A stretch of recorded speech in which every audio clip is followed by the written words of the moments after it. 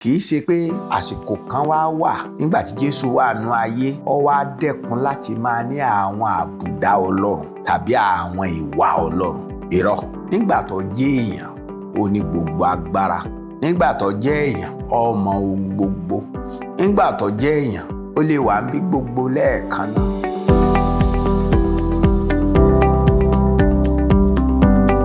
Ọba àwọn ọba, ògo ni forúkọ rẹ̀. Wá bá wa sọ̀rọ̀ rẹ o, wá fòye yé wa. Jésù Kristi Olúwa wa, àmín. Mo fẹ́ fi hàn wá ògo ìsẹ́ra ẹni Jésù Kristi, ògo ṣíṣẹ́ ara ẹni ti Jésù Kristi. Ìyẹn ni pé a fẹ́ wo bí Kristi ṣe sọra ẹ̀ di èèyàn lásán, bí Jésù ṣe rẹra ẹ̀ sílẹ̀. Nínú ìwé Fílípì orí 2, ẹ jẹ́ á ka ẹsẹ̀ 5 sí ẹsẹ̀ 8. Fílípì orí 2, ẹsẹ̀ 5 sí ẹsẹ̀ 8.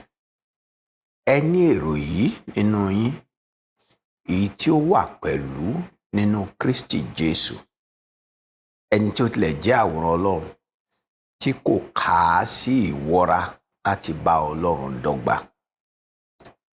ṣùgbọ́n bọ́ ògo rẹ̀ sílẹ̀, ó sì mú àwọ̀ ìránṣẹ́, a sì ṣe é ní àwòrán ènìyàn. Nígbà tí a sì ti rí i ní ìrí ènìyàn, ó rẹ ara rẹ̀ sílẹ̀, ó sì tẹríba títí dé ojú ikú, àní ikú orí àgbélébùú. Kí Olúwa kó bùkún kíkà àti gbígbọ́ ọ̀rọ̀ rẹ̀ nínú àyà wa ní orúkọ Jésù Kristi. Nígbà tí à ń wo ògo Kristi, a fẹ́ fi hàn wá oore ọ̀fẹ́ ìyanu Olúwa wa nínú Jésù Kristi, ẹni tó jẹ́ ayérayé, láti inú ayérayé tó jẹ́ ọlọ́rọ̀, ṣùgbọ́n tó torí tiwa tó wá di tálákà. Kì í ṣe pé ńgbà tó dáyé tán ló di tálákà, ó yàn láti di tálákà. Kì í ṣe pé ńgbà tí Jésù dé inú ayé ó kọ́kọ́ lọ́rọ̀ kó tó wá tòṣì. Irọ́, ìgbà kankan ò lo Jésù ló lògbà. Òun jẹ́ ọlọ́rọ̀ lọ́run, ó wá wọnú ayé yìí ló yàn láti jẹ́ tálákà kí àwa ká lè bá ti pàṣẹ jíjẹ́ tálákà rẹ̀ ká lè di ọlọ́rọ̀. A fẹ́ wo bí ọba ògo ṣe rẹ ara rẹ̀ sílẹ̀. Àwa kọ́kọ́ gbà wá níyànjú nínú ìwé Fílípì yẹn ní ẹsẹ̀ 3 àti ẹsẹ̀ 4 wípé ká má ṣe fi ìjà tàbí ògo asán ṣe ohunkóhun tá a bá fẹ́ ní ọkàn tí Jésù ní. Torí bẹ́ẹ̀ ni ọ̀rọ̀ Ọlọ́run ti bẹ̀rẹ̀ pé ẹ ní èrò yìí nínú yín, èyí tó wà pẹ̀lú nínú Kristi Jésù. Kí èrò yìí tó lè ṣeé ṣe, ẹsẹ̀ 3 ní pé ká má ṣe fi ìjà tàbí ògo asán ṣe ohunkóhun, ṣùgbọ́n ká ní ìrẹ̀lẹ̀ ọkàn, kí olúkúlùkù á máa ro ẹlòmíràn sẹ́ni tí ó sàn ju ohun tìkálára ẹ̀ lọ. Ìyẹn ni pé kí n máa rí pé ọmọnìkejì mi sàn jù mí lọ, kí n má ríra mi pé mo sàn jẹ́ lòmíì lọ. Ẹsẹ̀ 4 wá ní pé kí olúkúlùkù wa ká má ṣe máa wá tara wa.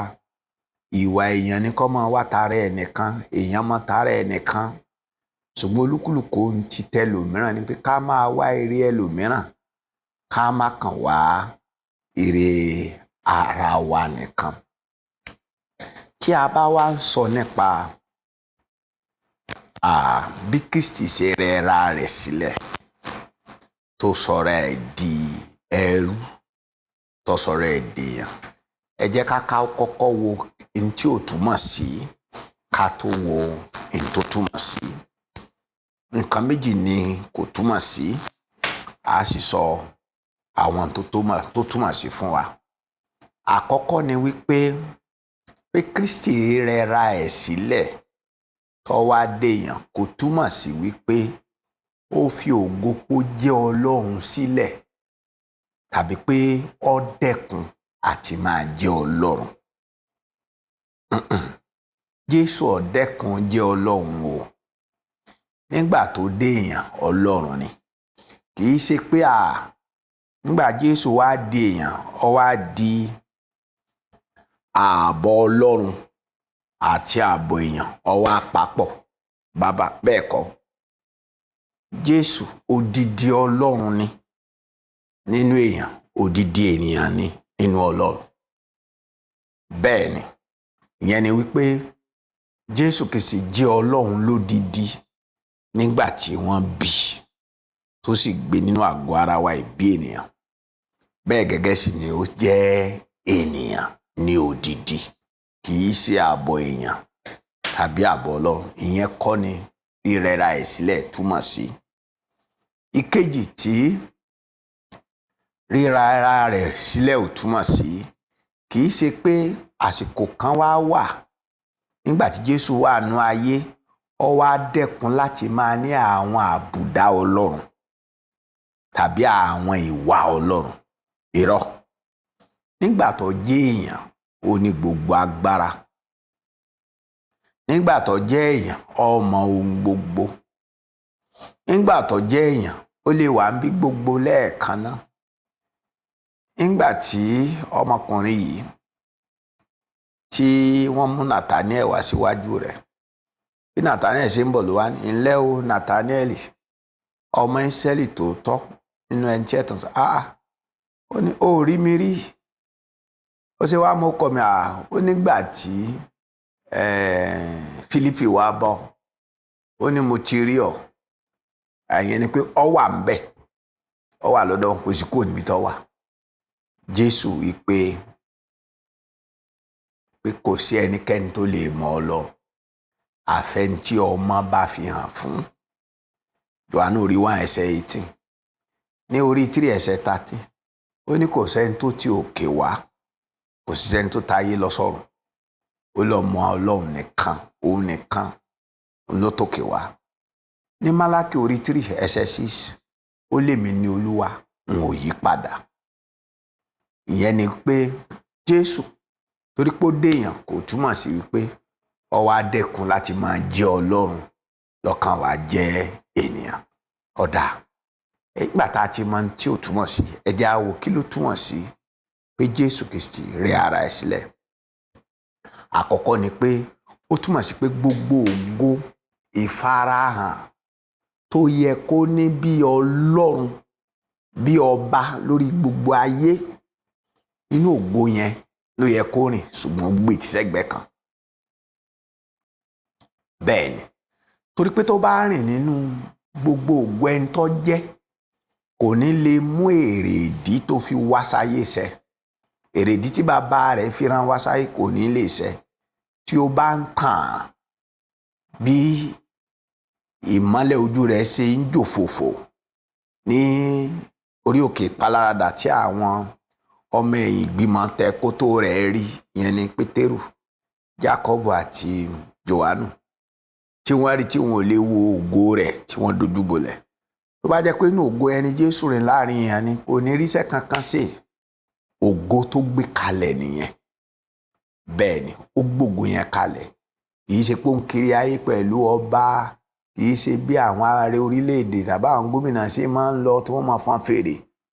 Gbogbo ògo yẹn tó tún ju tiwọn lọ, òní Jésù Kristi gbé sí ẹ̀gbẹ́ kan tó wá rìn kiri bí ènìyàn lásán ní ìgboro ilẹ̀ Emmanuel.